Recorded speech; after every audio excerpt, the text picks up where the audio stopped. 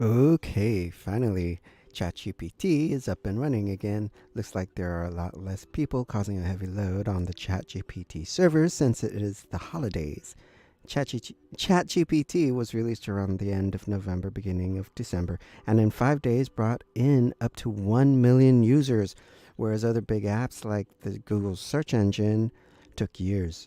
I only heard about ChatGPT through other users sharing their results on Twitter, so I had to try it out for myself, and I was impressed and shocked how good the chatbot was. This is my second time chatting with ChatGPT, and yet again, it impressed me. I read an article a couple of days ago that described ChatGPT as an imagination enhancing toy. And I agree, it's like a shiny new advanced 8 ball that makes me giddy to read the answers it will give. Here's the chat I just had with it an hour or so ago. Explain Web3 in simple terms. So, again, when I started chatting, it's just random topics. All right, so Web3 popped into my head, of course. And what it gave me is Web3. And this is supposed to be knowledge before 2021 or up to 2021. So, yes, there was Web3, but it wasn't as. I mean, it's still not popular, but it's not as known as it was back in 2021. So, anyways, ChatGPT said Web3 refers to the third generation of the World Wide Web, which is focused on the use of decentralized technologies such as blockchain and peer to peer networks. This is the important part. It represents a shift away from the traditional centralized model of the web, in which small number of large companies like Google, Amazon, Microsoft control and monetize user data and activity, towards a more decentralized and open model in which users have greater control over their data and the ability to interact directly with each other without intermediaries. Web3 technologies are being used to build a wide range of applications and services, including decentralized finances platforms, DeFi platforms, non fungible tokens, decentralized marketplaces, and decentralized autonomous organizations, DAOs. These applications are built on top of blockchain networks like, Ethereum, Solana, Polygon, maybe Bitcoin with stacks, I guess. Anyways, these provide a secure and transparent way to store and transfer data and value. Web3 technologies offer a number of potential benefits, including increased security, privacy, and control for users, greater transparency and accountability for organizations, and the potential for more equitable and decentralized economic models. However, they also come with their own set of challenges and limitations, such as scalability issues and the need for users to have a certain level of technical knowledge to interact with them. Yes, that's a thing. Uh, and then I asked it to list programming languages used to write decentralized applications for Web3 and blockchain technologies. There are a number of programming languages that can be used to write decentralized applications, dApps, for Web3 and blockchain technologies.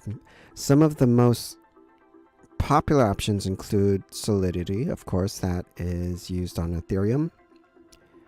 And then, one second. This is.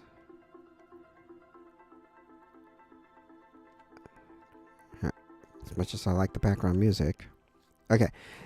Of course, you can use JavaScript and Python and Go. I'm not sure what Go. Go, as also known as Golang, is a programming language developed by Google. Is okay. Anyways, I'm more interested in Rust here because Rust can be used on, or is what the Solana blockchain uses.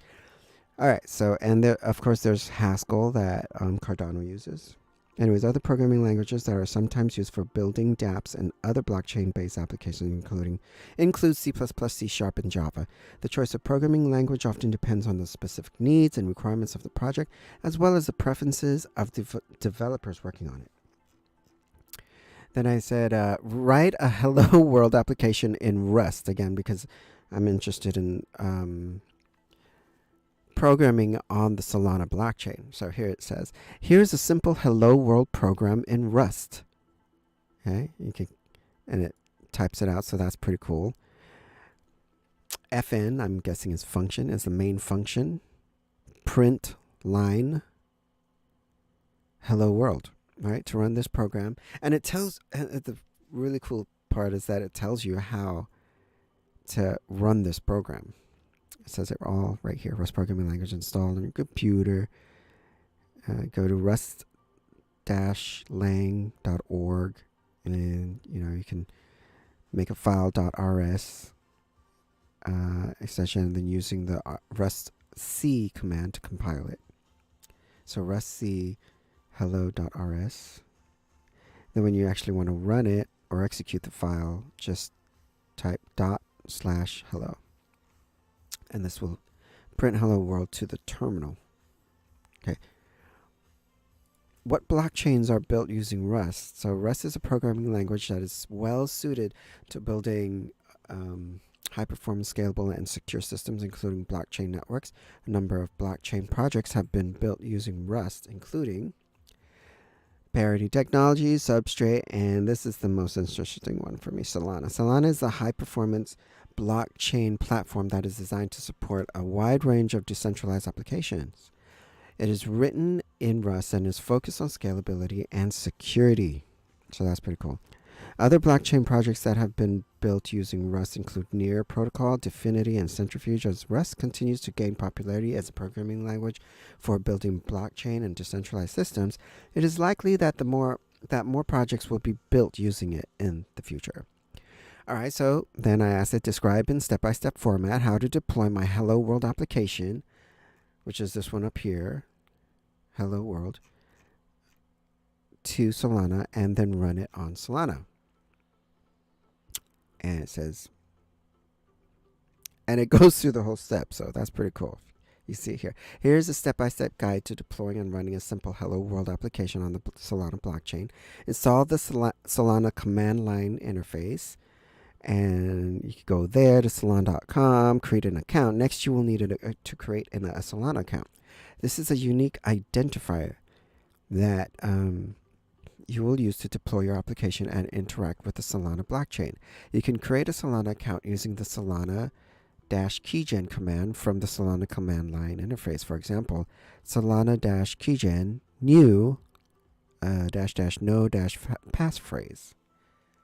Why would you want to create it? Well, I guess you're just testing, maybe, without a passphrase.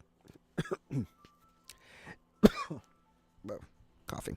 All right, this will create a new Solana account and display the public and private keys for the account. Make sure to keep the private key safe, as it is needed to sign transactions and access your account.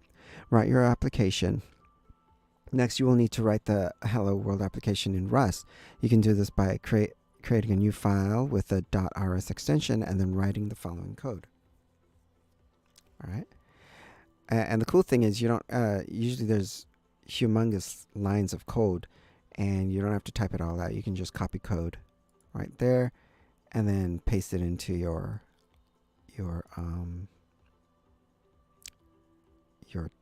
text application. Anyways, compile your application. Once you have written your application, you will need to compile it into a binary that can be deployed by the Solana blockchain. You can do this using the rust-rc command. So rust-c, C for compile, I guess. Compile Rust program hello.rs. This will create an executable file called hello in the same directory. All right, deploy your application. Now that you have compiled your application, you can deploy it to the Solana blockchain.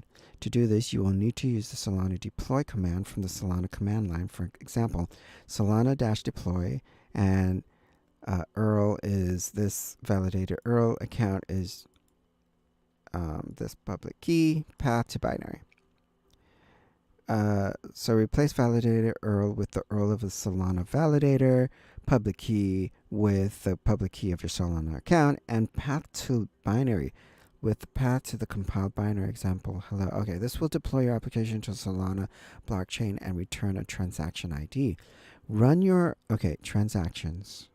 Whenever you see transactions on a blockchain, you know you're going to have to pay some fees. So like a transaction fee for this. Run your application. Once your application has been deployed, you can run it by using the solana-call command from the Solana CLI. For example, solana-call, URL, account, and then application ID, hello. So application ID should be hello, right? Application ID with the ID of your application. Oh. It gives this transaction ID, I guess. This will run your application on the Solana blockchain and print hello world to the terminal. Note that this is just a simple example, and there are many other things you can do with the Solana blockchain and Rust. For more information, you can check out the documentation and tutorials on the Solana website. I said continue because I thought maybe there was more, but there apparently isn't any more that you need to do to deploy your Hello World application to Solana, or whatever application you create in Rust. Okay, what is the public key of a Solana account? A public key is a unique identifier that is associated with a Solana account. It is a long string of letters and numbers that is used to identify the account and to enable other users or applications to send transactions to it. In the context of the Solana blockchain, a public key is a 32-byte hash that is derived from a secret key using the SHA-256 hash function. The secret key is a private piece of information. Okay, to create a new Solana account, just do solana-keygen command. We've seen that already, and it should give you, okay, this will create a new account and display the public and private keys for the account. The public key will be a long string of letters and numbers that looks something like this. Okay, you can use the public key to identify the account and to send transactions to it. However, you will need the private key to sign transactions and access the account. Oh, okay. So public key just identifies the account and sends transactions. However, if you want to sign transactions and access the account, you need your private keys. Is the public key the same as the... Okay, and then I asked ChatGPT, is the public key the same as a Solana wallet address? In the context of the Solana blockchain, a public key and a wallet address are similar but slightly different concepts. A public key is a unique identifier that is associated with an account, or with a Solana account. It is 32, but okay, we kind of know that. The public key is used to identify the account and to enable other users or applications to send transactions to it. So then what is the wallet address? On the other hand, a wallet address is a shorter human-readable string that is derived from a public key. It is used to identify the account in a more convenient way, and it is the address that users typically share with others when they want to receive payments or tokens.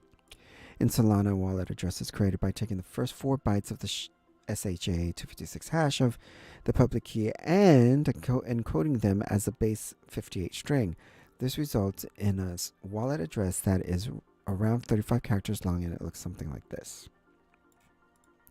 So while a public key and a wallet address are related, they are not the same thing. A public key is a unique identifier that is used to identify the account on the Solana blockchain, while a wallet address is a shorter, more convenient representation of the public key that is easier for humans to read and use.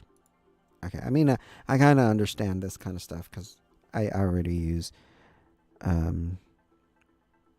applications on Solana. So yeah, you need a wallet, and that wallet will give you an address called you can refer to it as a wallet address, and that's how you can access your accounts through the wallet in the dApps. All right. Then I asked it, can anyone make a decentralized application or a dApp, a video game, to run on Solana, or do I need to have a license or some other qualifications or a pass of some sort? And ChatGPT says, no, anyone can develop and deploy a decentralized app on the Solana blockchain, including a video game. There are no specific licenses or qualifications required to do so. However, it is important to keep in mind that building and running a dApp on the Solana blockchain or any other blockchain like Ethereum or Polygon requires a certain level of technical knowledge and expertise. Yeah, that makes sense. However, there are a little bit more important stuff like this down here. In addition, it is important to keep in mind that deploying a dApp on the Solana blockchain or any other blockchain involves costs. So the Solana blockchain uses a native cryptocurrency called SOL as a means of payment, and you will need to have sufficient SOL in your account to pay for transaction fees associated with deploying and running your dApp. So then I asked, how much is sufficient SOL? Well, I need in my account to pay for transaction fees. All right, so the amount of SOL that you will need in your account to pay for transaction fees on the Solana blockchain will depend on a number of factors, including the size and complexity of your dApp, the number of transactions that it generates, and the current state of the Solana network. In general, transaction fees on the Solana are relatively low compared to other blockchains, and they are based on the size of transaction in bytes.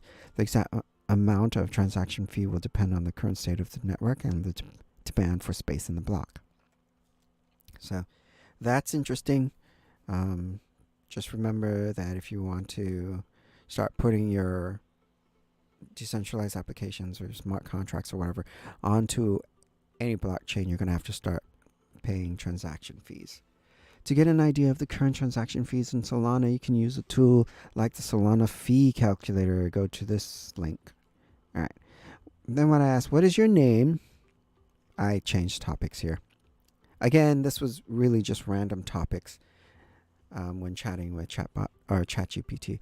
What is your name, or how can I refer to you? I am an artificial intelligence trained by OpenAI, and I do not have a name in the same way that humans do. You can simply refer to me as assistant or the assistant. I'm here to provide information, and that's cookie cutter kinds of answers that they usually give. Assistant on a scale of 1 to 10, 10 being the highest and 1 being the lowest. How creative are you? I only asked that because, again, I'm thinking of this toy, quote unquote toy, as an imagination enhancing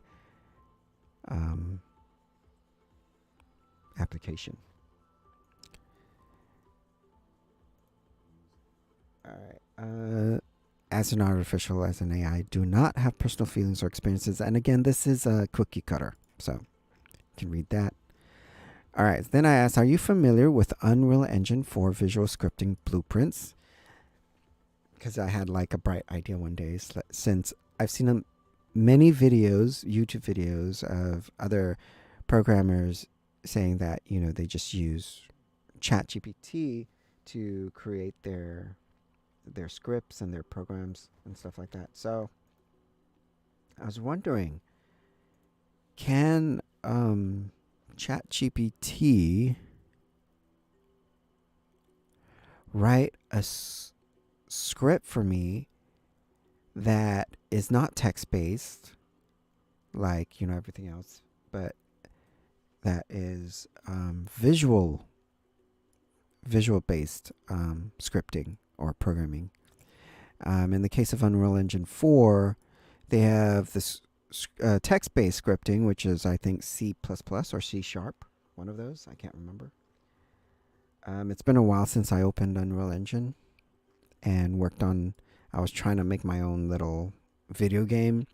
And because I'm not very good at coding, I used the blueprints because that one I found was much easier with just visual scripting. So it's pretty much like images you drag and drop to create your script, as opposed to text-based, where it's a bunch of text that you saw earlier.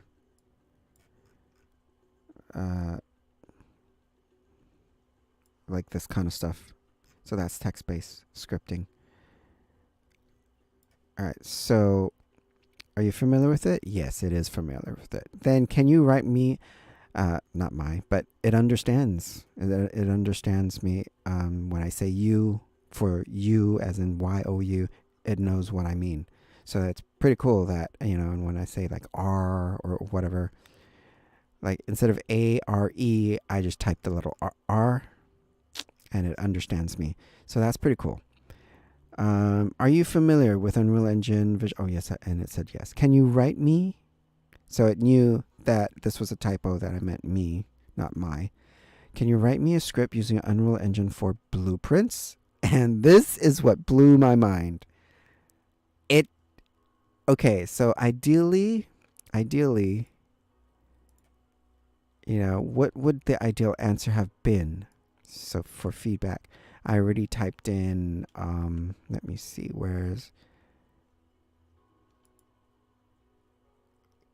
I already typed in my feedback. So what did I say in my feedback? So I don't know if it went through or not. I said, since blueprints are a visual scripting language, ideally showing images of the blueprint code would be better, but the step-by-step text-based instructions on how to go about visual scripting is absolutely mind-blowing and highly acceptable as well. Because, I mean, I thought ChatGPT would just say, nope, sorry, and give me some cookie cutter answer and say, just go to Unreal Engine and learn it on your own.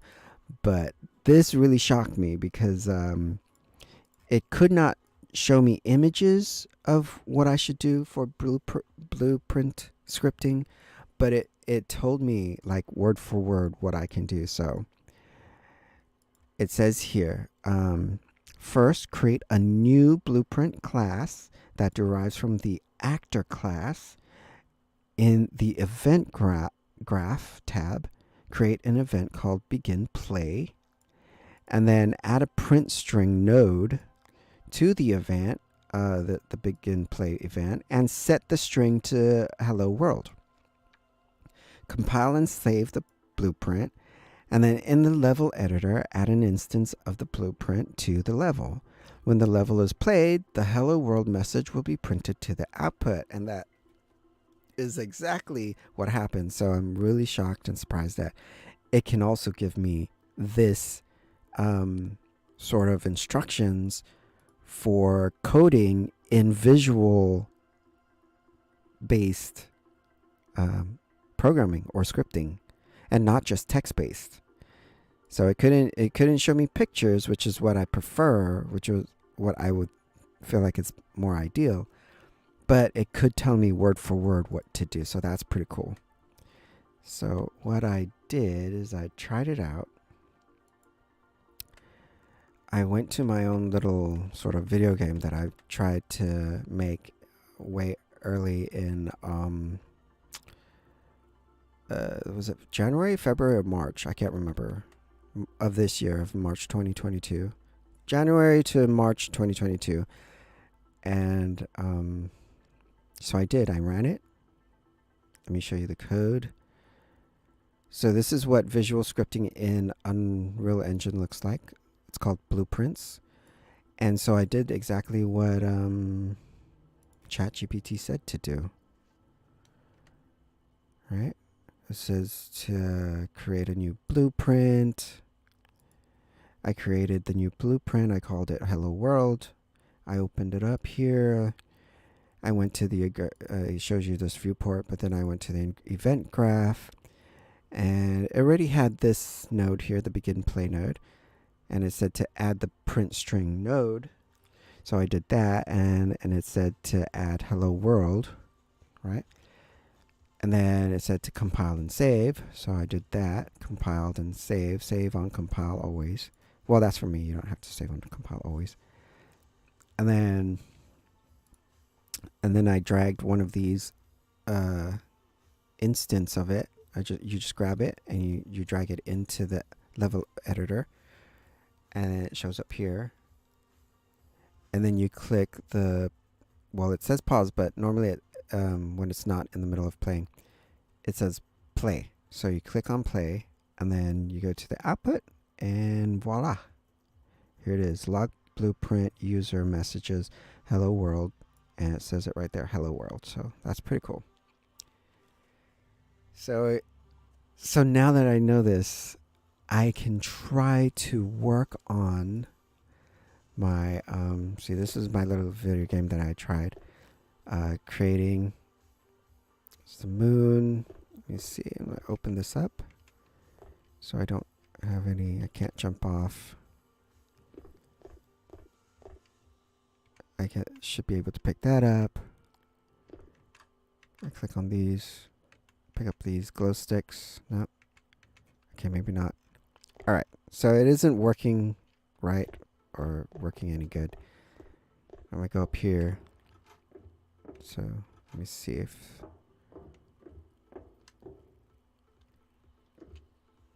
there's a monster. Oh, shit. There's a monster in there. Oh! I died. It shows up here. I died. Okay. Anyways, I'm like an idiot. I haven't played this in a million years, so I scared the shit out of me. But I mean, it's cool that now, because I've been stuck. That the reason why I stopped creating this or developing this game, this little mini game, is because I got stuck. I was trying to create an inventory system for those objects on the ground that I was trying to pick up. The to the point that I can't even remember how to control this. Okay, these things right here. So the like this glow stick, this here flashlight, the key. All right. I wanted to create I did create a inventory system for it, but it didn't work properly. In fact, it crashed a lot, so I stopped. But now with ChatGPT released, it looks like it may be able to help me with complex blueprints, like my my inventory system that I want, so that it can show me what I picked up, and I can scroll through my items that I picked up and use them accordingly. But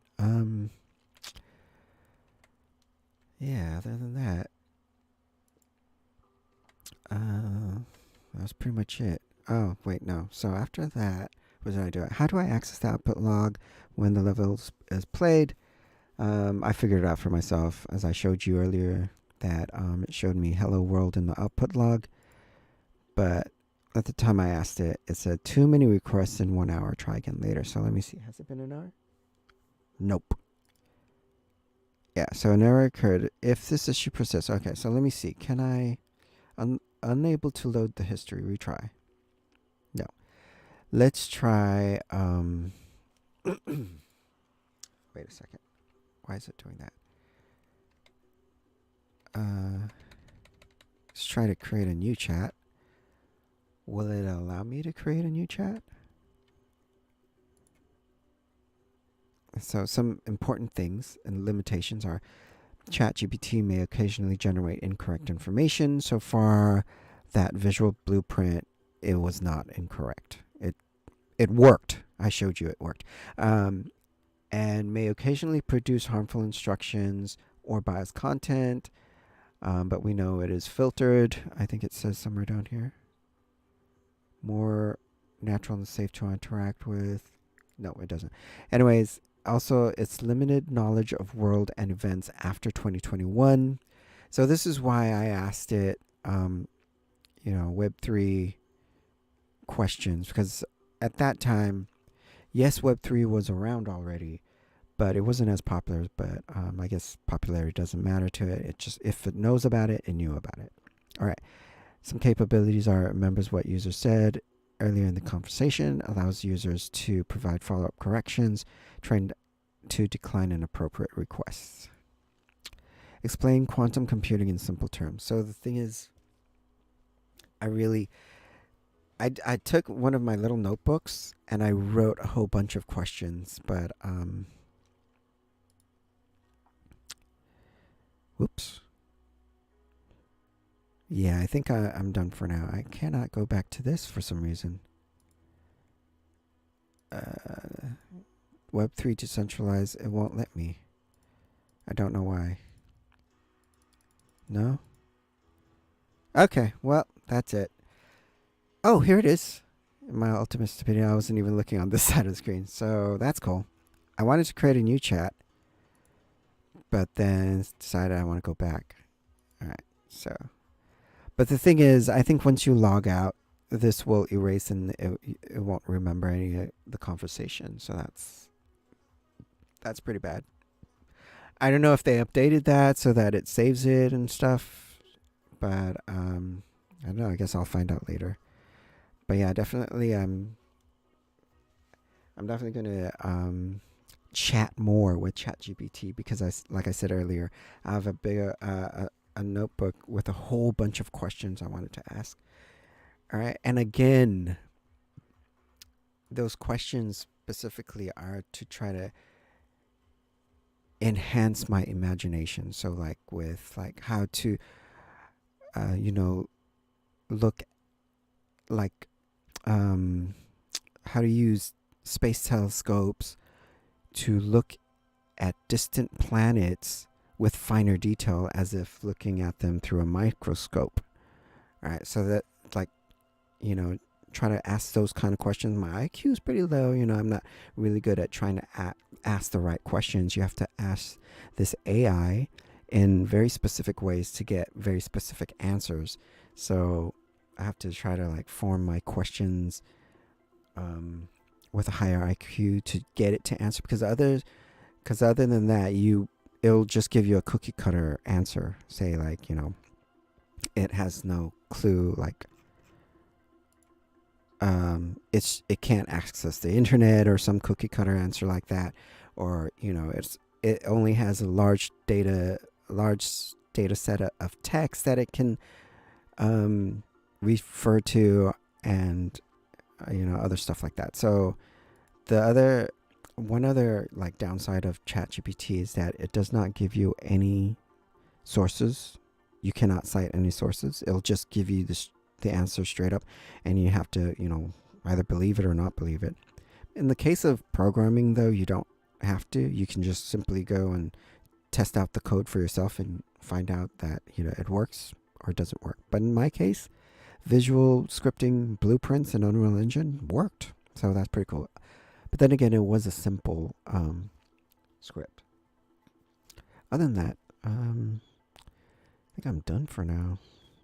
I definitely have more questions. I'm stuck in the 1 hour thing where it won't let me ask any more questions. So I'll have to come back later, some other time. Hopefully the servers aren't down. Hopefully, you know, once the holidays are over, people will start to, you know, they won't be celebrating anymore. They'll start to go back to playing around with ChatGPT, which will cause a heavy load on the servers, which will mean that you may not even get to log in. Or if you do log in, every time you ask it a question, it takes minutes, like, you know, 20 minutes before it actually answers you. So, yeah, hopefully next time it's not as busy. But I had fun. Thanks for watching, guys. See ya!